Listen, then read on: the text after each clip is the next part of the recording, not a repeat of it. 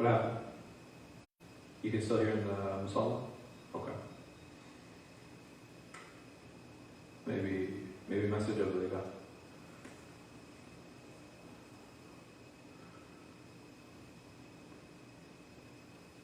Do you need any help with behind?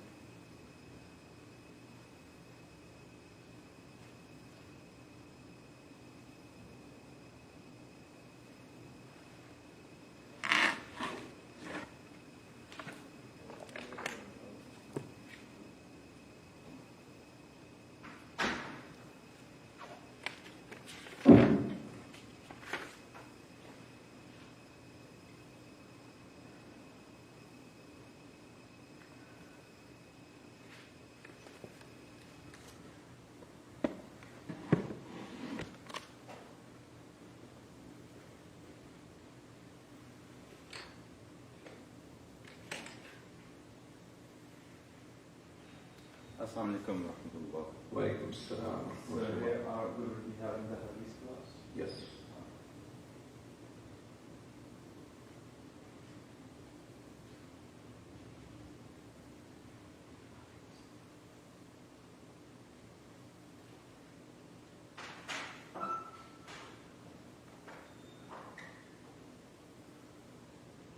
The mic is good because it's loud enough that the camera can Pick it up. Okay. clearly, but let's put this on as we walk around the t-shirt. Sure. But generally the system isn't connected, so whatever update we did. Okay. I told Yusuf the same thing like 2 weeks ago. Yeah, when I told him he was shocked. So.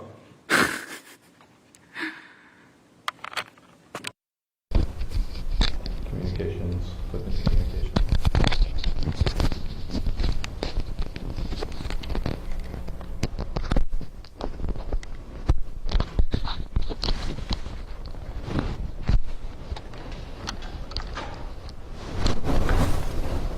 So let me know when I can start, inshallah. Good? All right.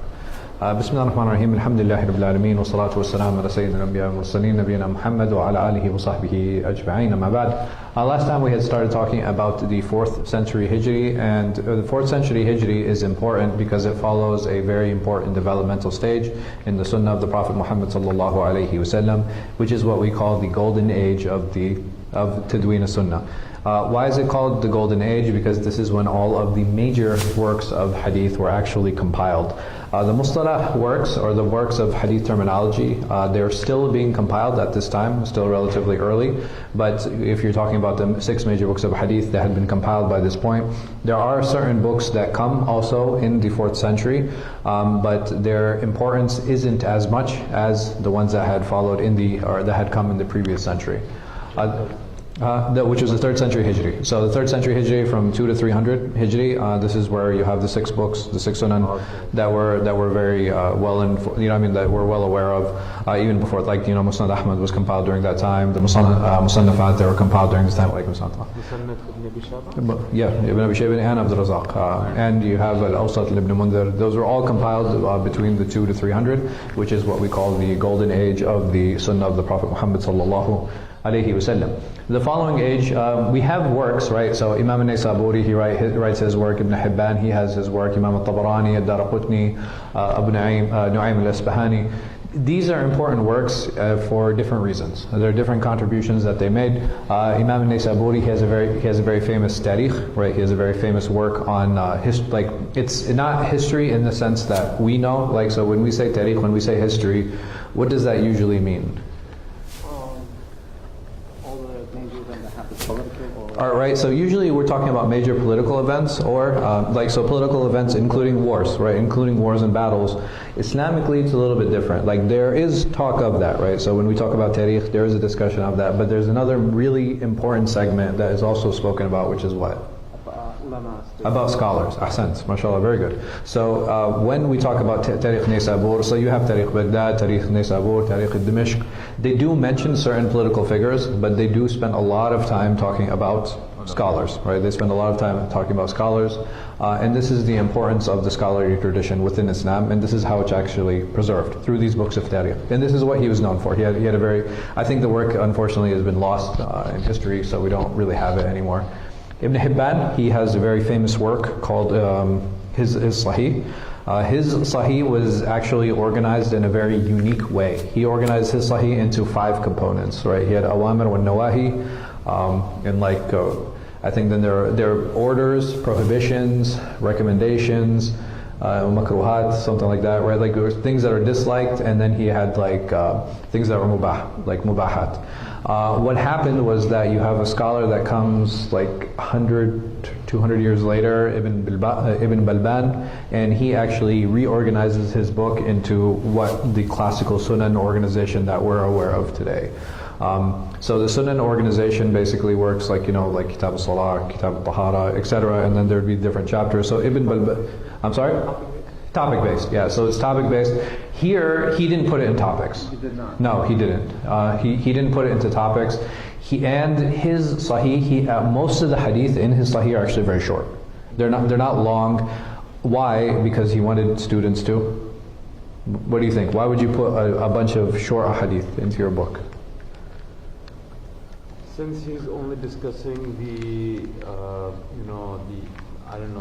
intensity or in the form of superlative degree, like this is mustahab, awamir, nawahi. Yeah. So he's basically categorized the hadith into the five fiqhi categories, right? That we're aware of.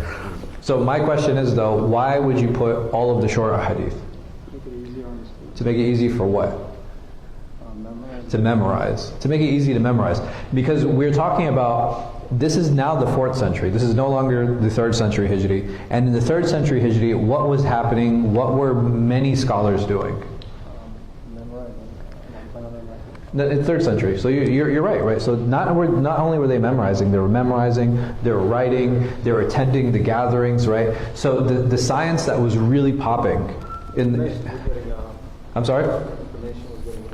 No, information was definitely getting more and more. So, but in the 3rd century, you have so many students of hadith, right? This is the science that everybody's trying to learn. This is the science everybody's trying to take part of, right? It was hot, right? That was the hot science that everybody wanted to take part of because they saw all of these scholars kind of rising up in the ranks, not politically, but in terms of scholarly popularity.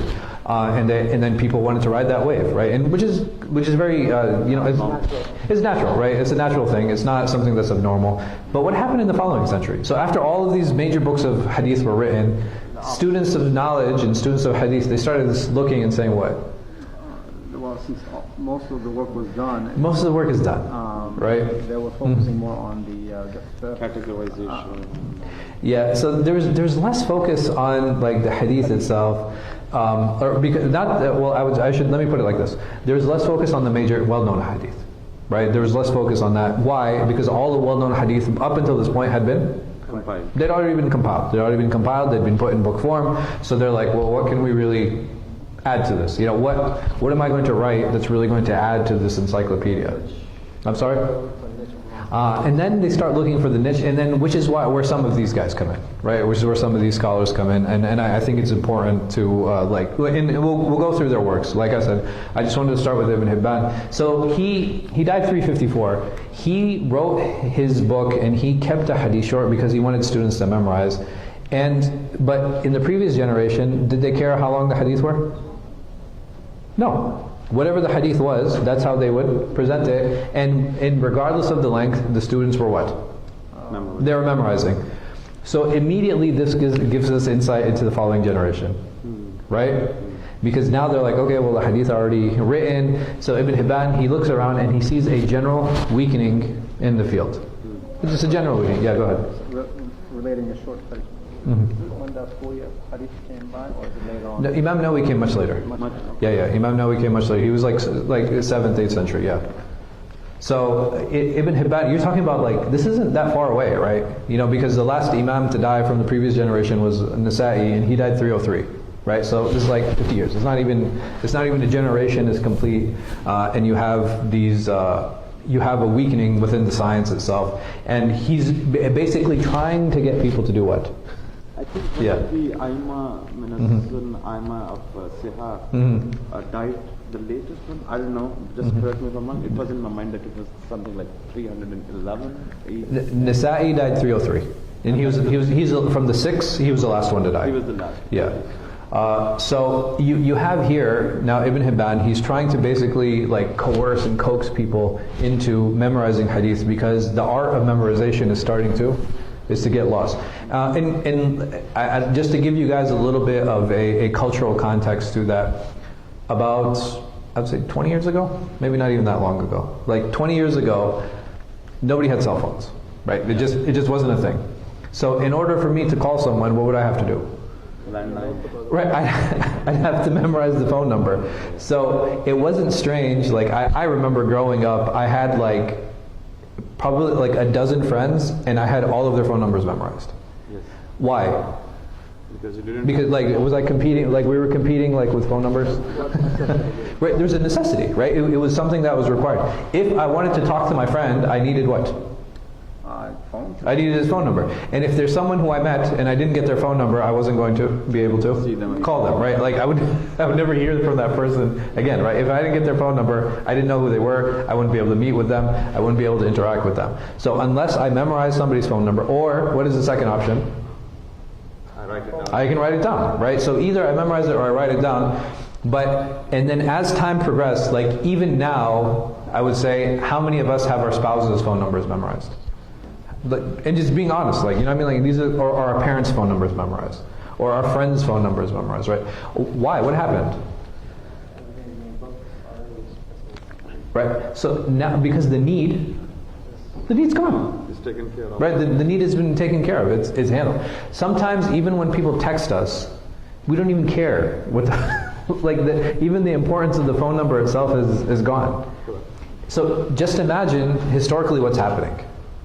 Right, historically what's happening, they're looking around, they're like, well, all these hadith are written down, what is the point of what? Of writing it again. And not just writing it again, what's the point of memorizing? Yeah. Right, what is the benefit of memorizing? Even today, so, because there's an argument to be made just about how important is memorization, right? Because there are basically two general ways of approaching education, right? And if you go to many Eastern institutions, right, and it doesn't matter where, if you go to Morocco or to Egypt or to Pakistan, all these places, those institutions in general are very focused on what? Huh? I hope so. I would think so, but no, unfortunately. Madaris you're talking about. Yeah, no, like madaris or even in schools. Oh. Even in schools. So, memorizing. Right, memorizing. Now, the thing is, I think the trend is shifting, but at least up until 10 years ago, everybody wanted to come and study and do their upper education, or the higher education, I'm sorry, in the United States. Why? That was the. Well, I mean, there's a trend, right, for sure, but why? Why was there a trend? What was in America that you didn't find in other places? Okay. Information, standards, all these things are good, yes. Opportunity for sure. But what is going on in these institutions that is creating those opportunities? Like if I come to America and I get an American degree, why does that have more value than me studying in like Indonesia, or me studying in Saudi Arabia, or me studying in Sudan? Why? Why does the American degree have more value? Why is it more accepted? That's the question. I agree with you. Like all of these things, you guys are right, huh? The knowledge itself, you know, but the knowledge. What, because they come here and they just memorize all the stuff that they're told? How many of you have like memorized everything that you studied in college? I don't remember most of the stuff. What is it?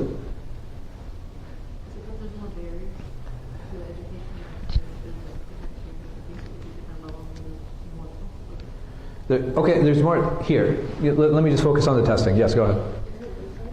Okay, the research. Now, you guys are like starting to touch on points which I think are really important. So when you talk about the testing, how is the testing here? And the problem is I don't know how many of you have been able to attend both. So it might be difficult for some of you to actually compare. I graduated from UConn and I studied al-muqtaraḥ. Yes? Oh, you have the experience, yes. Sure. So what is the big difference between how the studies are? Back home you think is better. Okay. It's an opinion. Everybody's entitled. Listen, everybody's entitled to their opinion. I'm not hating. So I would say, like, my studies at UConn and my studies at Qura, one of the big difference is that here I was just regurgitating information.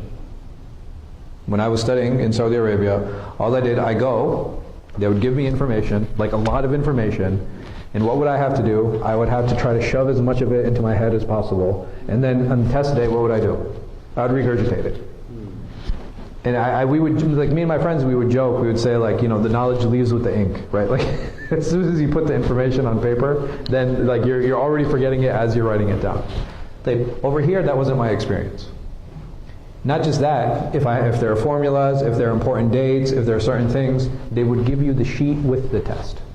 Why? What is the focus? I don't agree with all those things. But what is the purpose? Why give me that information? Is it testing me on the information? What is it testing me on then? Application and understanding. Right? How do I analyze the data? And this is the reason people did it. And like I said, I don't think the push is as strong now as it was maybe like 10, 15 years ago. But one of the reasons that people would come and study is because these are places where you would take theories and you would actually try to apply and understand them. Versus most Eastern institutions where it's just taking information in and then regurgitating it. Saying that, is hifdh important? Is memorizing important? Okay. Yes or no? What do you guys think? Yes? Why? You have the information right here. Okay. You have the information available. Okay. Counter argument is like, well, I can pull out my phone. You got to search it. I mean, you got nowhere to go. Right. So, I remember I was with one of my teachers, and he's like, Farhan, like, what are you doing? I was like, I'm trying to memorize this book, Sheikh. And he's like, why? I was like, what do you mean, why? Like, this is what you do, right? Like, you have to come and you memorize books. Like, this is the way the student of knowledge is supposed to be. And he said something very striking to me, and I was very taken aback. He says, Ya Farhan, al-hifdh yakhunak. He says that your memory will one day betray you. And he's like, what is the point of all these books? He said, what is the purpose of these books? If you're just trying to memorize everything, what is the purpose of those books? He said, and if you're going to memorize anything, you should memorize what? He said, memorize the book of Allah, right? If you're going to spend any time memorizing anything, then go spend time memorizing the book of Allah. And then after you finish that, go memorize some hadith. Having those hadith on tap is important, right? Having those ayat on tap is important, especially for somebody who maybe might become a khatib one day, somebody who might give lectures, right? Having that information available, there's a convenience that's there. And that definitely is important. But is that a goal in and of itself? Do we study in order to regurgitate information? Do we study in order to parrot? Or was one of the purposes, the purpose of studying is getting closer to Allah subhanahu wa ta'ala. And not just that, the Prophet Muhammad sallallahu alayhi wa sallam, he said, مَن يُرِدِ اللَّهُ بِهِ خَيْرًا what? يُفَقِّهُ فِي الدِّينِ.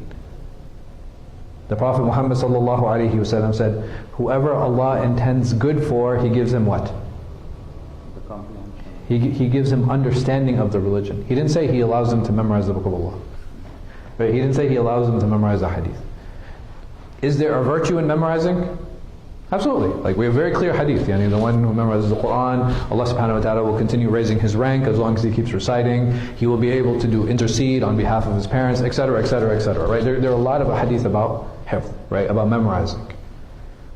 But if we understand the importance of understanding, we would spend more time on critical thinking, but without removing the hifdh, right? And there has to be a balance there, right? There has to be a balance there, because if I don't have ayat, if I don't have verses that I can use to help my discussion, it's not going to be as powerful, right? If I don't have a hadith to help my discussion, it's not going to be as effective. So does it have a role? Absolutely. But ultimately, if I cannot critically engage with the text, if I cannot digest the information, who am I truly benefiting? I'm just a parrot, right? And Allah subhanahu wa ta'ala didn't send us here just to be parrots. Imam al-Tabarani. Imam al-Tabarani, the work he spent most of his effort in is his Al-Awsat. He has 3 books. He has Al-Saghir, the small, Al-Awsat, the middle, and Kabir, which is the big work. And these works he organized, like the Al-Saghir was based on like his teachers and who he had heard from. Al-Awsat, the reason that he put that book together was because he said, okay, I want to find all of the strange and unique reports. So if you hear a hadith, if you hear a hadith and it says Rawah al-Tabarani, that it's narrated in Tabarani, immediately what should happen? Right? A red flag should go up. A red flag should go up that, okay, if Imam al-Tabarani is narrating this hadith, it is most likely weak, I won't say weak, but it is most likely a unique or a strange report. And having a report that is unique or strange is the first step in declaring a hadith what? Weak. Right? So when I have this unique, strange report, there's more of a chance that it will be what? That it will be weak. Right? There's more of a chance that it will be weak than it will be strong. So again, that's just to give us an indication on the strength of the hadith. So again, if you see Rawah al-Tabarani fil Awsat, if you see al-Tabarani narrated in his middle book, then know that this is a book that he gathered these weak, I won't say weak, but he gathered these individual strange reports. And then you have Imam Daraqutni, he also has a book. Yes, and that goes for all 3 of the Tabarani works, which is no. So just Awsat. Just Awsat. And Awsat, he said about Al-Awsat himself, the Imam, he says, he's وَضَعْتَ فِيهِ رُوحِي. He's like, I put my soul into this book, meaning that I put my hard-earned, like my hard effort into this work. Imam Daraqutni has a similar work. It's called Al-Gharaib. Al-Gharaib, right? It's called unique narrations. So he does the same thing. And if you look, right, around the same time, and you see now that there's a culture of gathering these unique individual narrations. And why is that? It's because now it's like, okay, well, we're just kind of trying, the main filtration has happened, and now we're trying to catch these stray hadith that have come, and they probably have longer chains, and there's more of a chance for them to actually be weak. Abu Naim al-Asbahani, I believe he has mustakhraj. A mustakhraj is basically taking an established work and then bringing extra chains for the hadith that is in that larger work. So, as in case with any inheritance or in any science, I would say, we find a weakening in hadith sciences during this age. The scholars were, no doubt, they were a great caliber, right? All of these scholars, we consider them to be great scholars. There's no doubt about that. But as time goes on, you find that the strength is in the beginning, and as time goes on, it weakens. So there are a number of reasons this happened. Like, why did this weakening happen? Like, why did? And we had mentioned and talked and touched on some of these points initially, but basically it started losing popularity. Right? That was one major reason. And why did it start losing popularity? Because all of the major works of hadith had already been completed and written. Academic integrity and research drive weakened again because what was there now to research? Like, what am I going to really add to the field? If we say that 80 to 90% of the hadith corpus encyclopedia has been completed and has been recorded and has been put in books, what am I going to add now? Right? And that drive and that popularity is going to weaken. Not just that, as we move further away from the Prophet ﷺ, what is something that naturally happens with chains of narration? They get longer, right? And the longer the chain gets, what happens? Right, the more problems can appear. And not just that, if the chains are getting longer, that means we're also adding what? Well, that's part of it, but even a step before that. You have to verify, which obviously... All of these things you're right, but I'm saying essentially what am I adding? When I add a layer of narrators, what am I adding? Adding more narrators. Right? There are more people now for me to keep track of. There are more narrators for me to keep track of. And when the list gets longer, it gets what? It gets complicated, right? It becomes difficult now to like figure out where all of these narrators are. Because before, were there a lot of narrators? Absolutely. Right? There's no doubt about that. But at least they were what? they were contained, right? They were contained and it was limited and it was easier to track them. I was able to differentiate them a lot easier. But as time goes on, those chains get significantly longer, the number of narrators increases, and it becomes a lot more challenging to follow each of these narrators. And not just that, the quality of these later narrators, it wasn't as what? Right, they weren't as high, right? They weren't as strong a level of narrators, and they weren't as a high level of narrators as those that had preceded them. Why? Because the popularity has started to wane. There's less attendance of hadith classes, right? So more individuals started making taqlid, meaning that they took what was before them. There was less independent deductioning that was happening during this time, like, in terms of figuring out and following up with these things. Again, because it had become so difficult, right? It had become so hard at this point.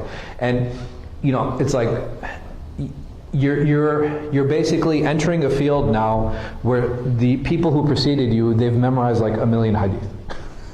Right? So they've memorized like 1,000,000 hadith, and you're just entering and you're just stepping and you're like, yeah, I don't know if I could do all that, right? It's daunting, right? It's daunting, it's very overwhelming. You have like Imam Bukhari, he had he says about himself is like, yeah, I have 300,000 hadith, and from those 300,000 I have 100,000 which I chose like from the Sahih from. Imam Muslim, similar, right? So you have all these great scholars who memorized like hundreds of thousands of a hadith, and you're entering into a science now where all of these things are written. Yes, go ahead. I'm sorry? Less distractions? Yeah. Less options, maybe? Yeah. Less ability to be distracted versus like. In terms of what? Technology now and having Okay, I see what you're saying, but let me push back a little bit. Technology, how does it usually rise? So here, like in 100 years, like between the 3rd and 4th century Hijri, right? So you're talking about from 200 to 300 to 300 to 400. Do you think there were like major technological jumps that happened that really had like a huge shift in their lifestyle?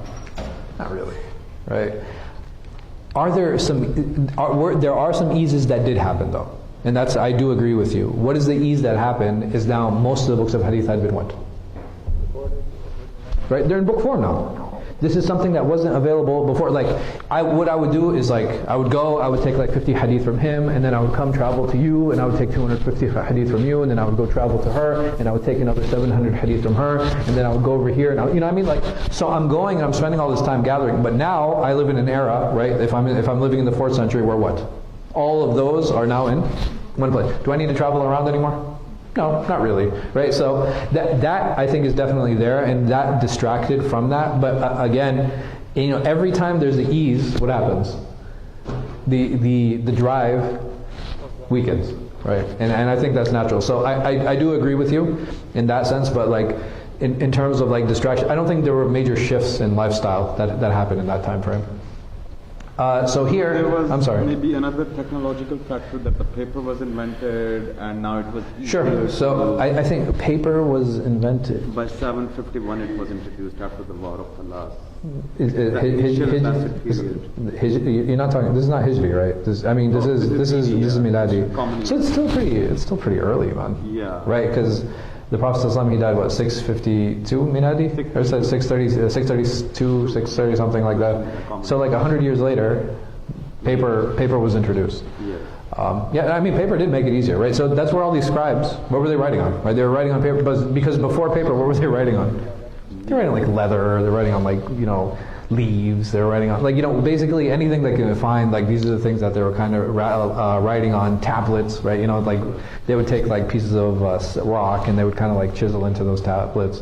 But the actual paper was introduced very early, and this is something that did have a shift in how knowledge was recorded.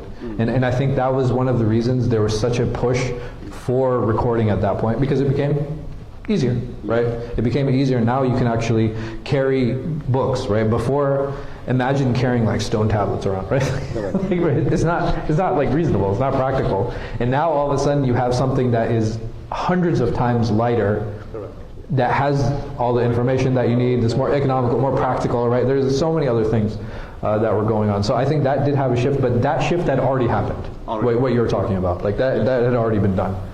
Less attendance, right? Again, because of all of these reasons, people started attending less. So Ibn Battah, he died 387. He mentions that they were saying, and again, this is not that late, right? Right. This is you're still not crazy late in Islamic history.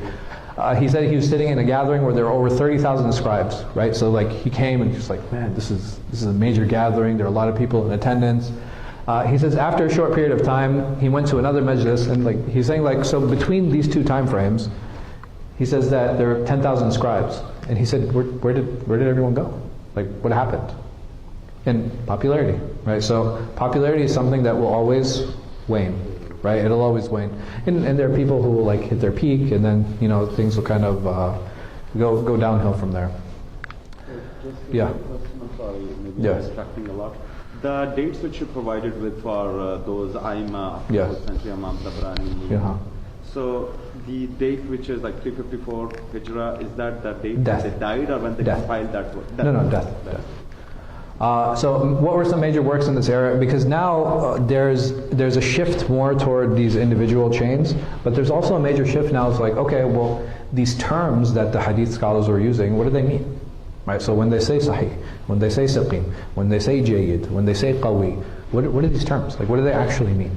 Right. It's important because now they're looking back. They're looking back and they're like, okay, well, Abu Hatim, he said this is munkar. He said this is, and they're like, okay, well, we're seeing all of these words being used. What did those words actually mean, and what kind of implication does it have on ruling on a narrator and on the hadith itself? So one of the earliest works is Imam al-Hurmizi. His book was not actually a hadith terminology book. Right? That's not why he wrote this book, and that's not why he put it together. He actually meant to refute two groups of people. And those two groups of people were the Mu'tazila, because the Mu'tazila, they had, I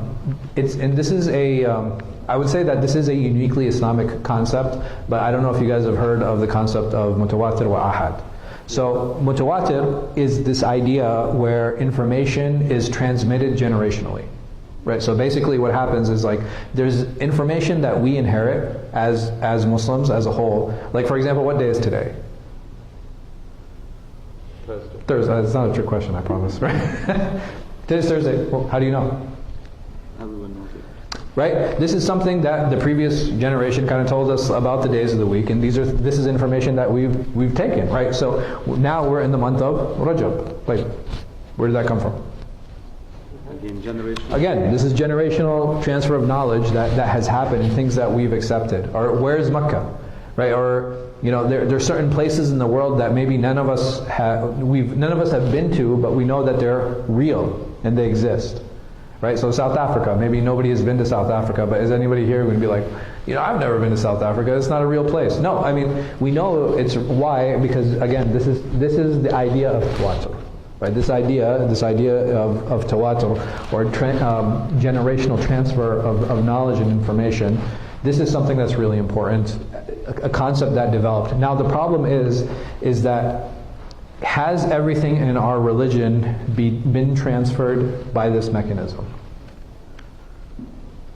There are certain concepts and elements, yes. So what are some things that you guys think have been transferred in this way? Right, the pillars of Islam. Right, did every one of us study hadith about pillars of Islam in order to prove that the pillars of Islam were real?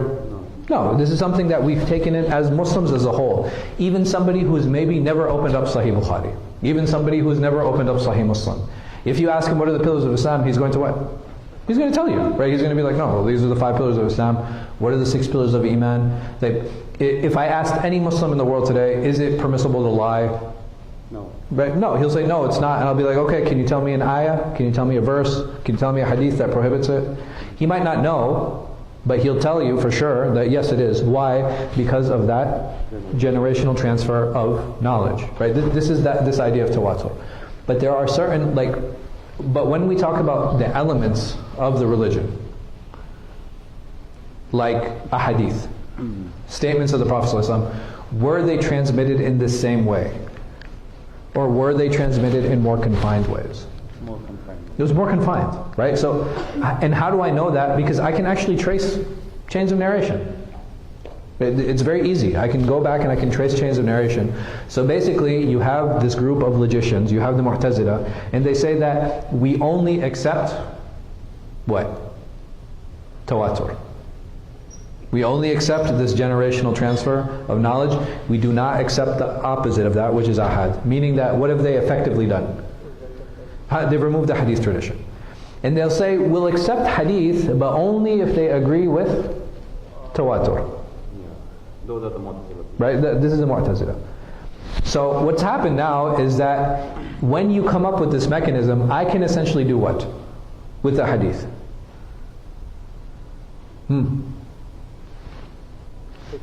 I can pick and choose. Well, this one actually agrees with tawatur. No, this actually agrees with, Islam as a whole. This one, in this one I don't have to, because it doesn't agree, right? So all of this is in doubt anyway, right? So basically what they've done is they put a big question mark over the hadith tradition, and they said that we can take from the hadith tradition, but only if it agrees, right, with tawatur. And who defines tawatur for them? They do, right? They do. It's a pretty convenient mechanism. So this is the one group that Imam Ramah he actually he's attacking them, saying that they've come up with the system of rejecting hadith, and they don't truly understand the nuances and the intricacies behind the science of the hadith, and they have no right to criticize it. The second group of people he criticizes are the people of hadith. Interestingly enough. Ahlul Hadith? Yes. Even though he himself is from Ahlul Hadith. He criticizes the scholars of hadith, saying that you guys you're wasting all of your time trying to gather these weak and strange narrations, and you have no understanding of the Arabic language. He said all you guys are doing is just memorizing, all you're doing is following this unique culture of these strange and these weird hadith, but you yourself are not fasih. You yourself aren't well versed in the Arabic language. And this is one of the reasons that the Mu'tazila are laughing at you. Because one of the things that the Mu'tazila are really good at? The fasaha, the Arabic. The Arabic was excellent. So they said they're laughing at you because they're able to run circles around you with Arabic. And all you respond to them is with the things that you've memorized. And then you actually have the first work in muṣṭalaḥ. You actually have the first work in hadith terminology, which is Ma'rifat ulūm al-Hadith by Imam Hatim. Imam Hatim al-Naysaburi, he actually has a number of famous works. He's most famously known for his Mustadrak al-Sahihain. Right? So Imam Hakim's Mustadrak, the reason that he actually wrote it and he put it together was that you had people coming up in this era, right? So now this is the era where people are attacking hadith. And people were saying, in his lifetime, he said that they were saying to him that only hadith in Bukhari and Muslim are sound. That's it. Any other hadith is weak. And he said, okay, I'm going to write a book that is called al-Mustadrak, meaning that the hadith that Imam Bukhari and Muslim did not include in their Sahih, but those hadith are also qualified. They're also qualified and they're also Sahih. So he includes an entire plethora, like an entire number of hadith. Why? Because he's proving to them and showing them. What was that? Was that my phone? The battery? No, man. Is it not plugged in? Oh, the laptop's not plugged in. It's okay. I blame Hamza.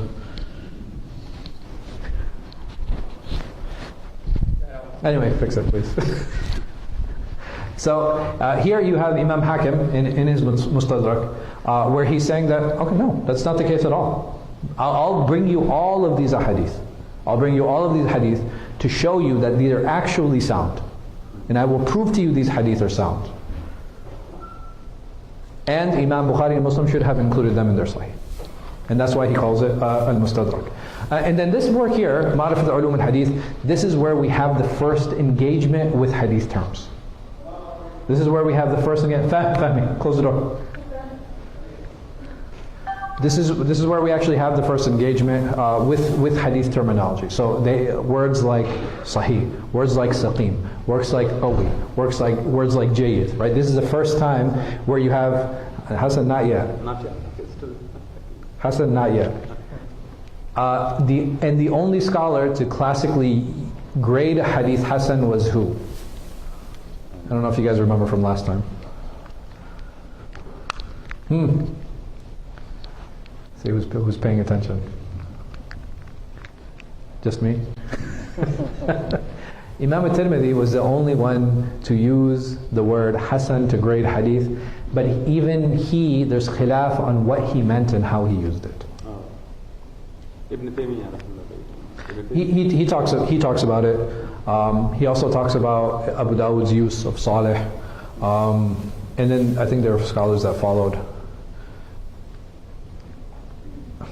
I think Ibn Sayyid al-Nas, he discusses it because he has an explanation. I'm trying to think of who else does. There's actually I think it was a PhD thesis that was done within the past, I want to say 15 years. Al-Hasan al-Tirmidhi. So basically, what did Imam al-Tirmidhi mean when he used the term Hasan? But saying that, the term hadn't become something, because he was the only one that used it. Right? Like, there's nobody else really followed him in that, and he had a unique usage of it. The only two terms that were generally agreed upon, and those who attended the Muqaddimah of Imam Muslim's class, there were only two classifications of hadith. What were they? Sahih and Saqim. Ahsant. Right, so these are the two terms that they actually used. Like, it was actually Sahih and Saqim. Accepted and rejected, in general, right? Accepted or weak. And the terminologies, they started evolving a little bit. Da'if was something that was used relatively early. But in general, these are the two major categories of hadith. Saying that, if we're saying that all work was completed during this era, is there room now to make a ruling on hadith? Yes. So if someone brings me a hadith and I say, this hadith is da'if, or this hadith is sahih. I think yes. Okay. Enough of the foundation and basis available, but the actual work of explaining that why this hadith is sahih or why this hadith is da'if. I'm not talking about just random people, right? So let's say you have a person who is specialized in hadith. Does he now have the authority to pass a ruling on the hadith saying this is sahih or this is da'if? No, not necessarily. No? Okay. Why? Number one, the chain. I mean, What about the chains? I mean, they already stopped all liquor.